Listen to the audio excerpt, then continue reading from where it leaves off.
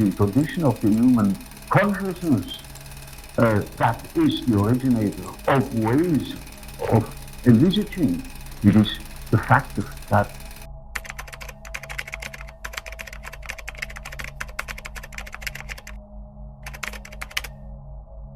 imagine stepping into a mirror that doesn't just reflect you but twists and fractures your very mind. For some, the journey into consciousness isn't enlightenment, it's a spiral. Voices, visions, and shadows emerge where clarity should be. The mind, stretched too far, trembles, unravels, and sometimes breaks. Exploring consciousness can awaken incredible insight, but for certain fragile thresholds, it's a door that should never be opened. The pull is seductive, almost magnetic, but the consequences aren't just abstract. They are felt in every nerve, in every heartbeat. This is the hidden danger few dare to name, yet it changes lives in an instant. The call to the unknown. Something stirs inside you before you even know it's there.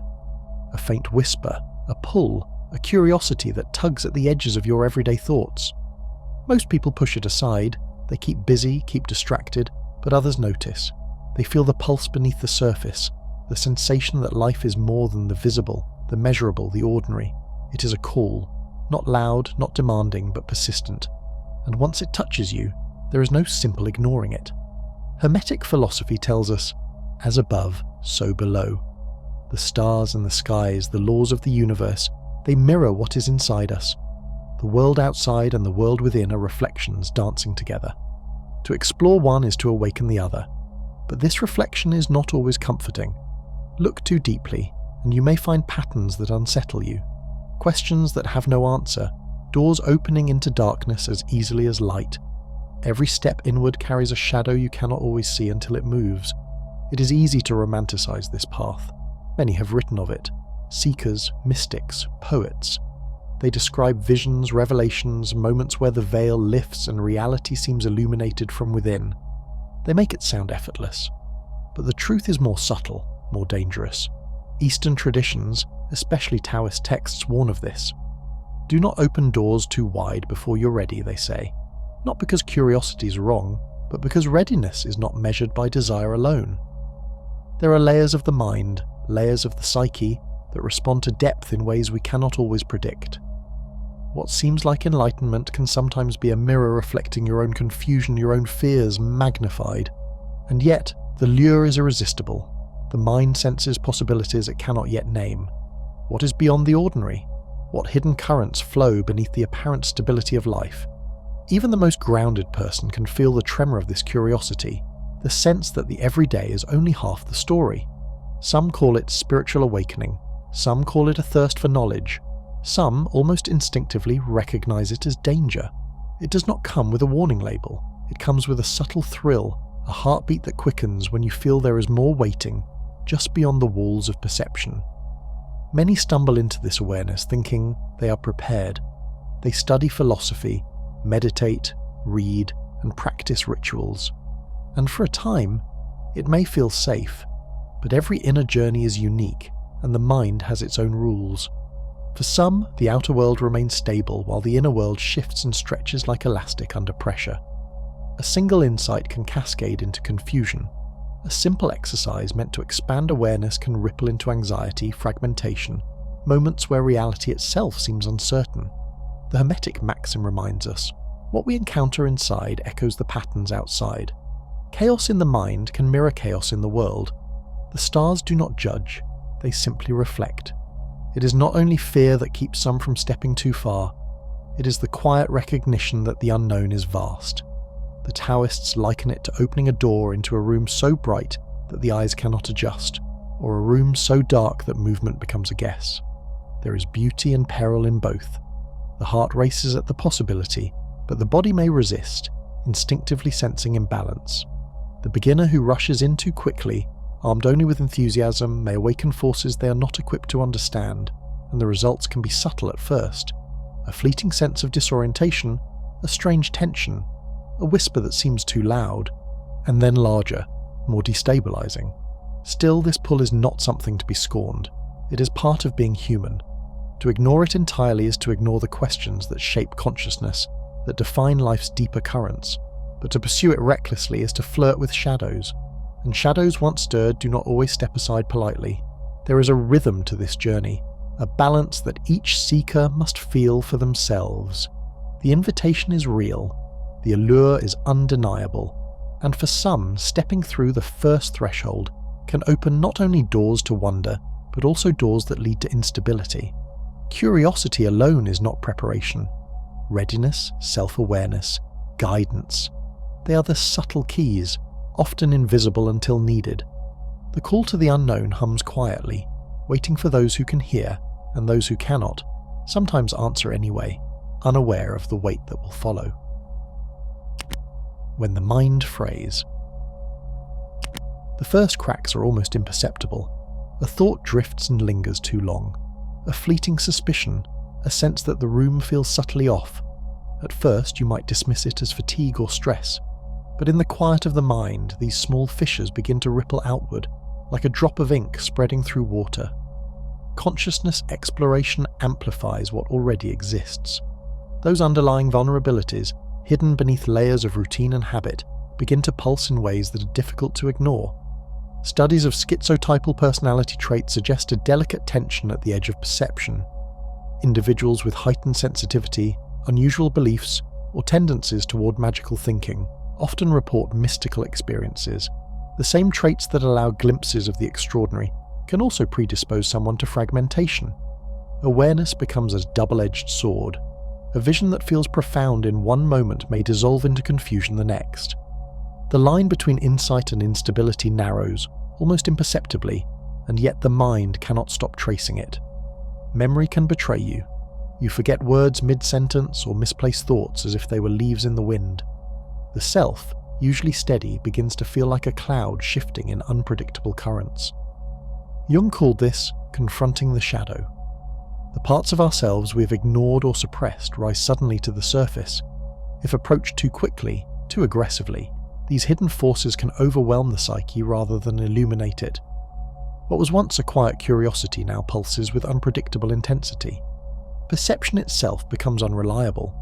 Familiar faces seem alien, sounds seem sharper, colours almost too bright. There is a sense of hyper-awareness, as if every detail is charged with meaning, and yet the meaning itself is slippery. Some days, a sense of detachment settles over experience, leaving a person feeling like an observer rather than a participant. Dissociation appears, sometimes for seconds, sometimes for hours, as if the mind has started to fold in on itself. Paranoia can creep in quietly, a shadow stretching from the edges of consciousness. A glance from a stranger, a passing comment, even the rhythm of the city outside, all take on subtle layers of threat. The mind begins to construct patterns to make sense of what it perceives, often seeing connections where none exist. At first, it may feel like clarity, a sudden insight into hidden truths, but the clarity is deceptive. The patterns are internal, drawn from fear as much as from reality, and the deeper you explore, the more insistent they become. Dreams too begin to shift in strange ways. Night and day blend at the edges. Symbols appear with unusual vividness. The unconscious whispers in tongues that the conscious self struggles to translate. Jung observed that dreams often carry the messages of the shadow, warning of inner turmoil before it fully manifests. Those unprepared may interpret these signals as guidance rather than caution, stepping further into unstable terrain. Even the simplest meditation or breathing exercise can start to feel intense, almost volatile. Moments of stillness reveal currents of thought that were previously invisible. The mind can become a hall of mirrors, reflecting itself endlessly. Each reflection seems to promise revelation, and yet each carries the weight of disorientation. The search for understanding feels urgent, necessary, yet it simultaneously threatens equilibrium. This fraying is not always obvious to the one experiencing it. Friends or family may notice a subtle shift, a quieter demeanour, distracted eyes, small lapses in routine, but the person inside the mind often interprets these signs as progress. The allure of insight blinds them to the early warning signals. Curiosity and courage are present, but discernment may lag. And in those moments, the difference between expanding consciousness and destabilization is fragile, almost invisible. The mind can spiral quietly, almost seductively, drawing a seeker deeper into its own patterns. Each encounter with the shadow, each heightened perception, each fracturing thought feels like an invitation, a promise of understanding, a glimpse of something just beyond reach. And yet the very things that beckon are also the things that can tip awareness into chaos. From these subtle fractures, the journey begins to descend into experiences that are both compelling and destabilizing, where vision and confusion entwine in ways that can overwhelm even the most determined seeker. The mirage of enlightenment. Some experiences feel too vivid to be questioned. A sudden vision, a voice that seems to speak directly to the heart, a sense that the world has shifted into a more meaningful pattern. It feels like awakening. The thrill is intoxicating, and for a moment the mind may believe it has touched the divine, glimpsed a hidden truth, or crossed a threshold into higher understanding. But the danger lies in mistaking intensity for insight. Not every remarkable experience is evidence of spiritual growth. Sometimes it is the mind revealing its own instability, cloaked in the guise of revelation. History offers cautionary examples. In the early 20th century, spiritualist movements flourished. Individuals reported vivid contact with higher realms, messages from unseen entities, and visions of otherworldly landscapes. Many believed they had achieved extraordinary spiritual feats, but careful examination revealed a different story. Several of these spiritualists were later diagnosed with psychotic disorders. Their experiences were real in their perception, profoundly so, but their minds were navigating fragile territory. The visions were not necessarily signs of enlightenment. They were symptoms of underlying vulnerability, magnified by a desire for transcendence. A Sufi parable tells of a man who chases visions across the desert. He climbs dunes, following shapes that appear and vanish, certain they hold ultimate meaning. Days pass, nights pass. He cannot rest. He perceives messages in the wind, the stars, the rustle of distant trees. But in his obsession, he forgets food, water, and even the direction he came from. The visions never cease. They simply draw him further from the reality of his own body and mind. The story is not meant to dismiss mystical pursuit. It is a warning of how easily longing for insight can become entanglement with one's own instability. Sometimes the line is almost invisible, a deep trance, a spontaneous insight, a rush of clarity. Each can feel profound, validating, and life-changing. Yet these moments can coexist with subtle distortions, small paranoia, fleeting depersonalization, sensory intensities that do not align with the outside world. A mind unprepared for these fluctuations may interpret them as gifts rather than warnings. Curiosity becomes compulsion. Fascination becomes fixation. The mind starts to pattern every anomaly as a sign, every coincidence as revelation, until the difference between perception and truth blurs. The mirror of consciousness is treacherous. When the psyche is fragile, even guidance can feel misleading. Advice, texts, teachers, rituals all become part of the reflection, and discerning what is stabilizing and what is destabilizing becomes an art few master at first. The spiritual thrill encourages deeper pursuit, and the danger lies in the subtle promise of progress, that every vision, every voice, every altered perception is a step closer to enlightenment. For some, it is, but for others, it is a step into instability that can be difficult to reverse. These mirages often appear suddenly, a sense of timelessness, a compelling clarity. The world seems unusually ordered, and yet the order is only within the mind, not outside it. This internal coherence seduces, providing validation. The seeker feels powerful, awake, chosen, special. Outside observers may notice oddities, a distracted gaze, sudden detachment, unusual behaviors, but the person experiencing the visions often perceives only significance, and significance is seductive. It is a currency the mind is eager to spend, even at the cost of grounding. Even attempts to explain or share these experiences can complicate matters. Words feel inadequate, and the desire to communicate the truth can amplify disorientation. Listeners may react with skepticism, confusion, or admiration. Each response becomes another reflection in the hall of the mind. Validation, doubt, contradiction, all are internalized and refracted through the unstable lens of perception. What begins as exploration slowly reshapes reality, folding external events into internal meaning in ways that may escalate detachment from consensus reality. The seduction of apparent insight is part of why some seekers fall further than they anticipated. Each fleeting vision feels essential, urgent, irreplaceable, and yet the more urgent it feels, the more fragile the foundation beneath it may be. The mirage is not malicious. It is simply the mind mirroring itself. Some will recognize it, retreat, and integrate. Others will continue to follow it deeper into patterns that may overwhelm before they clarify. Emerging from the lure of these false enlightenments, the journey begins to touch the body itself, showing that mind and matter are inseparable, and that unprepared bodies can amplify the instability already present in the psyche. The body betrays the mind. The body is often the first to whisper warnings that the mind ignores. A racing heart, shallow breath, tension curling through muscles. These signals are subtle, almost polite, yet they carry urgency. In the pursuit of deeper consciousness, many push past them, thinking that discomfort is merely part of progress. But the physical vessel is more than a carrier of thought. It is an interpreter, a translator of inner states. When ignored, it can betray the mind with sudden intensity. Sleep is fragile, hours lost to late-night meditation, long vigil or unstructured contemplation accumulate in ways the mind does not always perceive. Psychological studies reveal that even short-term sleep deprivation can trigger hallucinations, paranoia, or emotional volatility, echoes of psychotic episodes. A mind stretched thin becomes porous, less able to distinguish between imagination and reality. Insight and instability walk side by side, indistinguishable until the body reminds the seeker that endurance has limits. Hunger, dehydration, illness, fatigue, all of these amplify the risk. The Ayurvedic tradition emphasizes balancing the doshas before spiritual practice. Fire, water, air, earth, each must be attuned to prevent imbalance. If the body is ignored, the spirit may rise too quickly, like a flame without containment. Physical vulnerability translates directly into psychic vulnerability.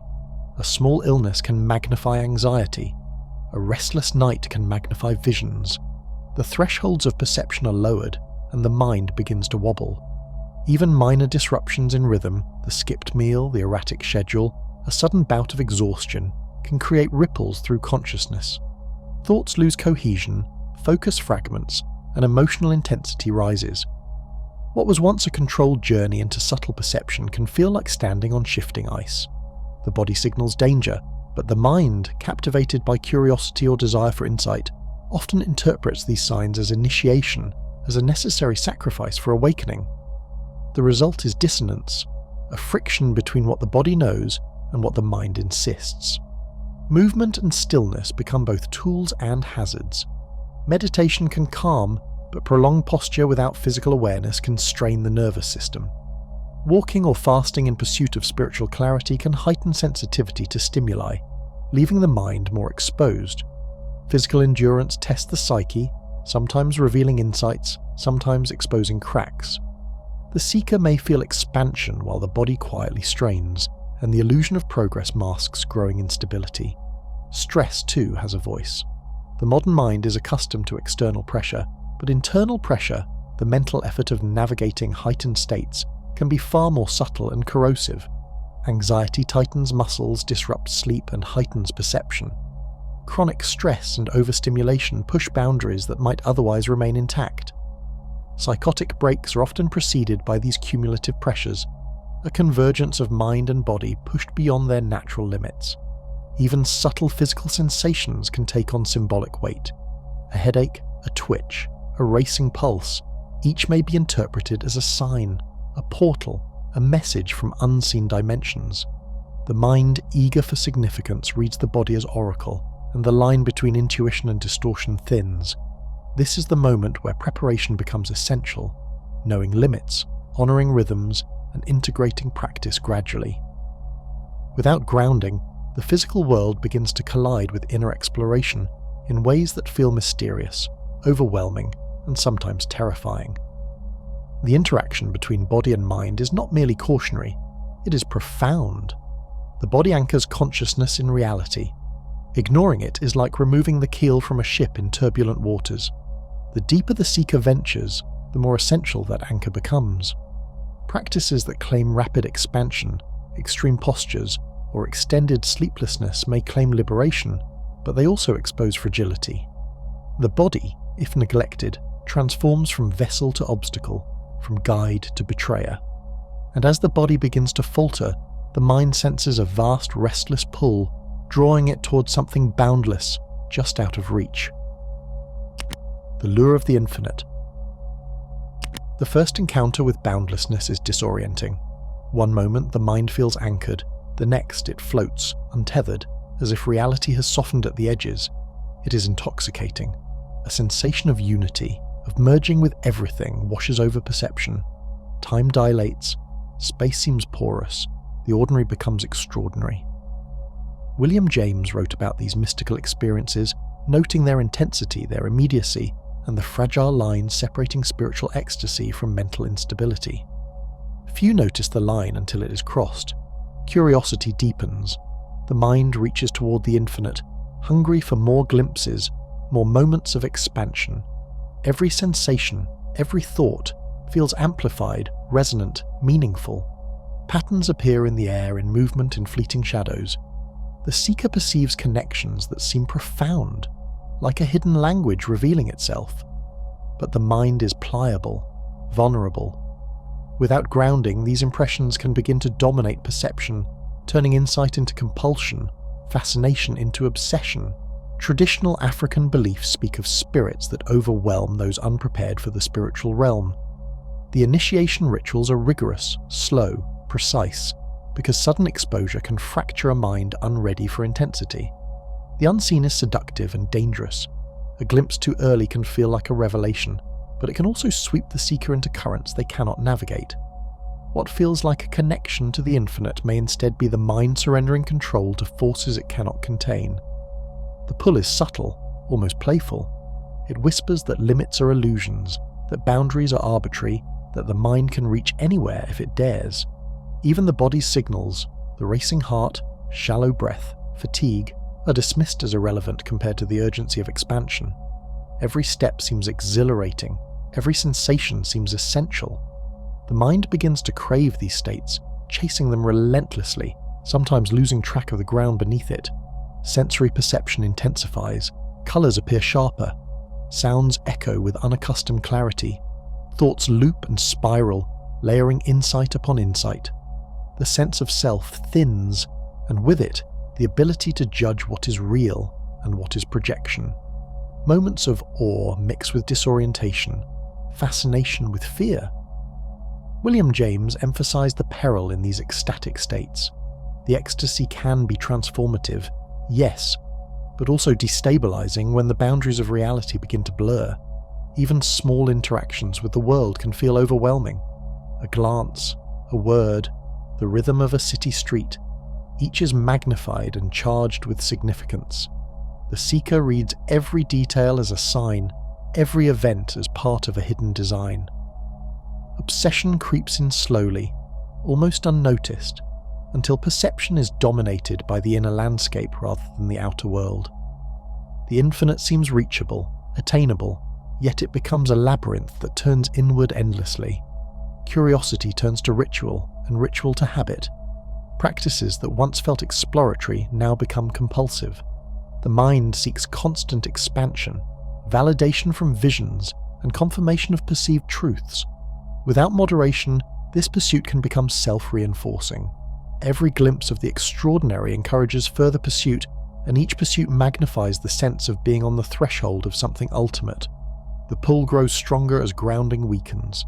The body, already tested by stress, sleeplessness, and sensory overload, begins to signal more insistently. Fatigue sharpens perception yet blurs discernment. Hunger and tension colour experience, amplifying instability. The interplay between mind and body creates a feedback loop. Perception intensifies, vulnerability increases, and the allure of infinite experience becomes nearly irresistible.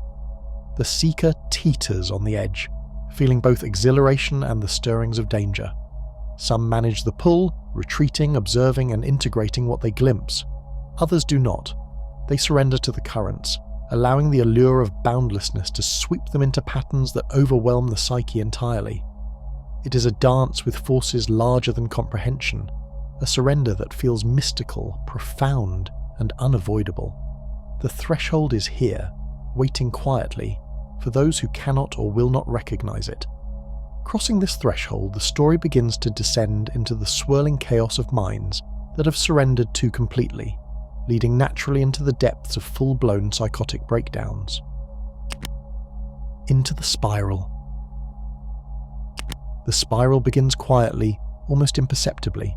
A thought lingers too long, a memory fractures into fragments, a shadow seems to flicker at the edge of vision. What once felt like expansion now twists into repetition. The mind reaches for patterns, desperate to find meaning, but the threads it grasps stretch and tangle. Hallucinations appear, a voice murmuring just beyond comprehension, a shape that shifts unnaturally in the corner of perception. Each seems significant, urgent, and undeniable. History has recorded these descents.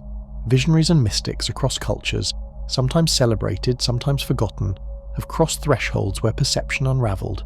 Journals from early 20th century mystics describe nights of unrelenting visions, days spent conversing with invisible presences, bodies neglected in pursuit of the inner world. In many cases, what began as a mystical practice became a mental collapse. The patterns repeat across time and geography, subtle fraying of attention, amplified perception, and finally, total immersion in a reality only the mind perceives. The body follows the mind into this spiral. Sleep becomes erratic, appetite fades, muscles tighten, and energy surges unpredictably. The physical vessel no longer supports clear thought. Dissociation deepens. Some moments feel like waking life, others like drifting inside a dream. Boundaries between self and world blur.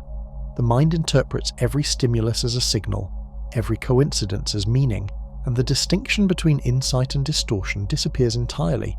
Gurdjieff warned seekers of these very dangers. He wrote of the unprepared confronting inner realities, cautioning that the psyche could collapse under its own intensity. The lessons are rarely gentle. A person may feel chosen, awakened, or destined to perceive hidden truths, but the awakening can be a trap if grounding is absent. Each step into the infinite without preparation can magnify fear, confusion, and vulnerability until the mind spins uncontrollably in its own echo chamber. Paranoia rises naturally from this instability. Ordinary interactions take on impossible weight. A glance, a gesture, a passing comment becomes evidence of hidden machinations. The mind constructs intricate narratives to account for the intensity of perception. What was once awe now mixes with dread. Friends and family notice subtle changes. Withdrawn behavior, restless eyes, rapid speech. But the person inside the spiral experiences only necessity. The sense that understanding demands total attention, total immersion. Sensory experiences intensify. Colours seem saturated beyond reality. Sounds repeat, echo, or distort. Time accelerates and slows, often simultaneously. Objects feel charged with meaning. The spiral is seductive. It promises revelation, clarity, significance, but it demands surrender. The more the mind chases insight, the faster the spiral spins, and the further perception diverges from the shared reality around it. Even memories become unreliable. Moments from the past twist and merge with imagined events. The boundary between subjective experience and objective reality dissolves. Hallucinations and internal dialogues grow persistent, commanding attention. Emotional extremes swing with intensity. Elation, terror, ecstasy, despair.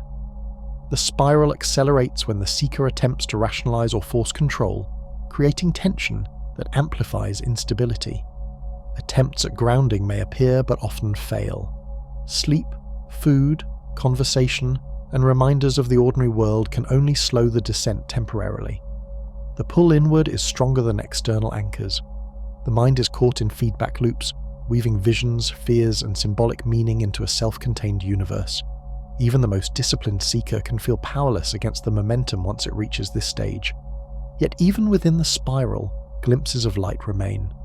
The awareness of the danger, the fleeting recognition that the descent is unsteady, the memory of prior grounding practices all offer small footholds. Traditions and cultures have long understood this. Rituals, mentorship, incremental practice, and communal support exist not as dogma, but as scaffolding to prevent complete collapse. The spiral demonstrates why these practices were never optional. They are lifelines for those who walk close to the edge. When the spiral coils more tightly, the story leans into an exploration of these protective frameworks, demonstrating how careful preparation and support can occasionally spare seekers from total immersion in what they sought. The safety net of tradition. The first step in any protective framework is often humility. The seeker learns to respect the magnitude of what lies ahead, to recognize that curiosity alone cannot substitute for preparation. Zen masters use koans not merely as puzzles, but as instruments of gradual conditioning. The mind is guided slowly, one step at a time, to tolerate ambiguity, to sit with paradox, to strengthen clarity without rushing toward revelation. This is not a limitation, it is scaffolding, a gentle resistance that prevents collapse. Mentorship has always been a cornerstone of safe exploration. Apprentices study under those who have traversed similar paths, observing both the light and the shadow. The teacher is not a gatekeeper of mystery, but a mirror of experience, reflecting where the novice is vulnerable and where balance is possible. Through observation, instruction, and correction, the seeker learns how to navigate both intensity and subtlety, how to discern insight from illusion. Without this guidance, the mind is left alone in vast spaces it cannot yet inhabit safely. Ritual provides structure to the chaos of potential expansion. Repetition of simple actions, ceremonial timing, and communal support all anchor the practitioner in reality while permitting exploration. In African traditions, apprentices training to become healers must first master themselves before they can engage with the spiritual realm. The story tells of a young apprentice who attempted to call spirits before cultivating discipline and awareness. The spirits appeared, yes, but so did fear, confusion, and inner turmoil. Only after months of preparation could the apprentice navigate these forces without harm, demonstrating that readiness is cultivated, not assumed. Discipline of the mind is equally vital. Meditation, mindfulness, and controlled practice build resilience. The body and mind learn to recognize signs of overload, to differentiate between authentic insight and the seduction of unchecked imagination. Small, consistent exercises develop the capacity to endure intensity without fracturing. The rhythm of practice, the awareness of breath, the attention to bodily signals, they are not obstacles to mystical experience, they are the foundation upon which sustainable exploration rests. Community also serves as a stabilizing force. Being part of a group, whether monastic, spiritual, or cultural, offers accountability and perspective. Observers may notice subtle fraying, subtle behaviors that indicate the seeker is approaching danger, even when the seeker does not. Feedback, shared reflection, and ritualized guidance prevent isolation, which is one of the most dangerous conditions for those traversing deep states of consciousness. Even the strongest mind benefits from mirrors, companions, and elders who understand the terrain. Gradual exposure is another protective measure. Rarely does a traditional path demand sudden immersion into extreme states. Zen monks practice long hours of seated meditation, yet progress is measured in increments. Apprentices in African healing lineages observe, participate in small rituals, and reflect before they are allowed greater responsibility. Each stage is designed to integrate experience safely. The mind and body are prepared to absorb intensity without disorientation, and the seeker learns to navigate subtle thresholds with discernment. Even the simplest traditions emphasize self-mastery first. Before attempting to commune with invisible realms, the practitioner learns to hold attention, regulate emotion, and maintain connection with the body. Without this foundation, the inner journey becomes a labyrinth without exit. The safeguards are not arbitrary. They reflect centuries of observation. Minds that rush, bodies that strain, and souls unready for intensity are prone to fracture. By contrast, careful cultivation allows the infinite to be glimpsed without being consumed. Protection is both an art and a science. Rituals, mentorship, meditation, discipline, and community together form a lattice that supports exploration. They do not eliminate risk, no system can, but they dramatically reduce the likelihood of being overwhelmed. They remind the seeker that curiosity is precious, but readiness is sacred. They teach the mind patience, the body endurance, and the spirit humility. Within this framework of guidance, we arrive at the stark reality. Not every mind can safely navigate these inner landscapes, and some doors are best left closed until preparation is complete. Knowing when to step back. Some doors are meant to remain closed, at least for a time. The pull toward deeper layers of consciousness is seductive, but desire alone does not guarantee readiness. Self-awareness becomes the compass here. Socrates' principle, know thyself, whispers across centuries. Understanding your strengths, vulnerabilities, and limits is essential before venturing into the unknown. Without it, curiosity can lead to disorientation, and insight can slip into chaos. Listening to the body is part of knowing oneself. Fatigue, tension, unease, these are not obstacles but signals. Modern spiritual teachers often emphasize returning to breath, posture, and rhythm before attempting extraordinary states. They remind seekers that intensity must be measured, curiosity tempered by caution. The body is a barometer, the mind its interpreter, and together they reveal when the path forward is safe, or when retreat is wiser. Emotions are equally revealing. Anxiety, obsession, and persistent restlessness can indicate that the mind is stretching beyond its current capacity. Even subtle paranoia or fleeting dissociation deserves attention. Ignoring these signs in pursuit of vision is a common trap. The seeker must learn to observe without judgment, to feel without surrendering, to act with discernment. Awareness of internal turbulence is itself a practice, a form of protection cultivated over time. Time and context matter. Some paths require gradual preparation, incremental exposure, and years of reflection. Attempting rapid immersion often leads to instability. Spiritual guides across traditions caution that patience is not procrastination. It is the steady cultivation of readiness. The layers of consciousness are not prizes to be seized, but landscapes to be navigated with respect. Attempting to rush the journey can fracture the mind before understanding ever deepens. Boundaries are not limitations, they are wisdom. Saying no to extreme practice, to untested techniques, to sudden immersion, is an act of insight. The mind and body cannot always endure intensity without guidance. Discernment allows the seeker to choose when to advance and when to wait. It is a form of self-rescue, a recognition that choosing not to explore certain realms can be as profound as choosing to explore them. Even the tools of practice themselves can become double-edged. Meditation techniques, energy exercises, or visionary practices are beneficial only when matched to readiness. Using them without proper pacing or guidance can intensify instability rather than clarity. Observing how the mind responds to these tools, whether they inspire calm insight or escalating anxiety, provides critical feedback. The seeker learns not only the limits of the self but also the limits of the methods employed, cultivating discernment in both personal capacity and technique. Reflection becomes a daily practice. Journaling, contemplation, meditation. These allow the seeker to observe patterns, assess readiness, and integrate experiences safely. Modern teachers emphasize that growth often occurs in the quiet spaces between practice, not solely in moments of heightened perception. Integration requires awareness, patience, and humility. Without these, even the most promising glimpses of the infinite can slip through comprehension, leaving the mind adrift. Community remains a protective force. Trusted companions, mentors, or peers provide mirrors for perception. They can notice subtle fraying, gently redirect focus, or offer grounding exercises.